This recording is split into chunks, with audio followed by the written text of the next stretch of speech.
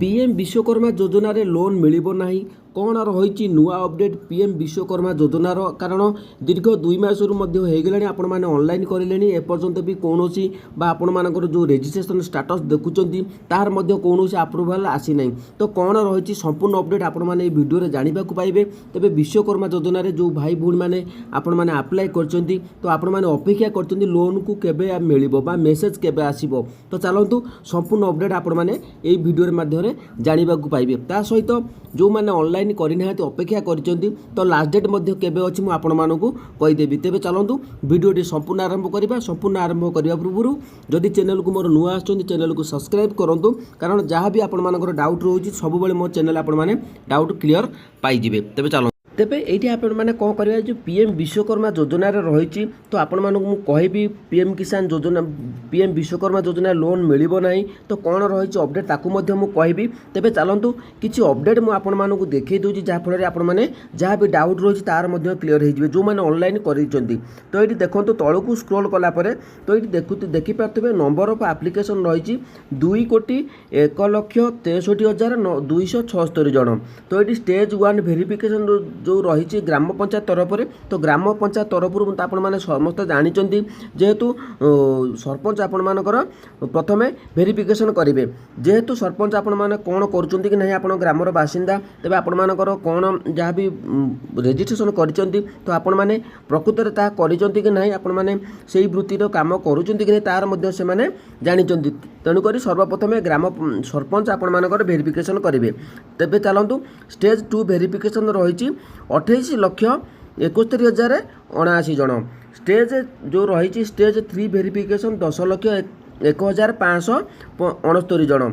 तो number of applicant successful register तो register successful केते होइचंती तो 9,95,837 जन। ता भितर किछि अपडेट मु आपण मानकु मध्य देखै दोछि। तेबे चलंतु आपण माने देखि नेबे जो स्टेटस मध्य मु आपण मानकु कहि रखुछि तो आपण माने निजर स्टेटस मध्य केमिति चेक करिवे तार मध्य आपण माने 3 डॉट अछि से 3 डॉट ऊपर क्लिक कला परे तो जो लॉगिन ऑप्शन टी अछि तो से लॉगिन ऑप्शन को जाई कि आपण माने एप्लिकेंट बेनिफिशियरी जो लॉगिन अछि तो सेठी क्लिक कला परे आपण माने अपडेट निजर स्टेटस मध्य चेक करि परिबे। तेबे चलंतु कोन रहिछि किछि अपडेट मु आपण मानकु बतै दउ। तो ये देखिपे जड़े भौणीकर एप्लिकेंट नेम जहाँ भी अच्छे तो आपण मानू शो करनी कारण मुझे ये कर तो एप्लिकेशन स्टेटस आपण देखिपे रिव्यू पेंडिंग बाय ग्राम पंचायत जदि आपण मानकर स्टेटस यही भाव में शो करुच्ची आपण मैंने रिव्यू पेंडिंग बाय ग्राम पंचायत रही तेबे तुरंत आपण मैंने जाकि निजर सरपंच सहित देखा करूँ कारण सरपंच जब अप्रूवाल करदे तो आपण मान जो प्रथम ऑप्शन आप देखिए तो स्टेज 1 वेरिफिकेशन आपण मानकर कंप्लीट हो तो एप्लिकेशन सबमिटेड डेट आपण माने शो करिवो एप्लिकेशन नंबर मध्ये ये आपण मानकर शो करिवो ता भीतर आपण माने आउरी कोन अपडेट अछि म आपण मानकु वर्तमान देखै दउछि। देखि पारथुबे तो देखि पारथुबे registration to track all your new and ongoing activities तो ये स्टेप 1 ले Aadhaar eKYC is completed. Step 2 रही पीएम विश्वकर्मा रजिस्ट्रेशन ये आपण माने ग्रीन टिक अच्छी। स्टेप 3 रही registration approved certificate and generated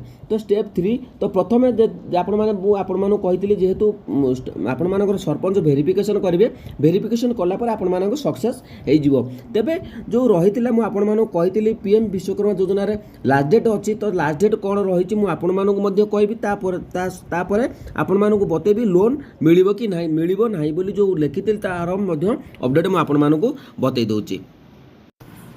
तो ये देखिपे पीएम विश्वकर्मा योजन आपण मैंने लिखी आज we can tell you registration for the PM Vishwakarma Yojana open throughout the year तो there is no last date तो देहार लास्ट डेट एपर्यंत घोषणा करा जाए जेहेतु अनेक भाई भूणी मैंने लो अप्लाई करना तेबे लास्ट डेट एपर्यंत घोषणा है तेबे लास्ट डेट घोषणा होगा पूर्व आपण मैंने एप्लिकेशन आपण मैंने रजिस्ट्रेशन कर दिंतु जो मैंने टेलरिंग शिखुं से कारण अनेक भौणी मैंने टेलर शिखी भाई मैंने टेलर शिखी टेलर पर शीघ्र आपण मैंने ऑनलाइन रजिस्ट्रेशन कर दिंतु तेबे जो लोन मिलिबो नाही मु आपण मानू एबे बतई दउछि।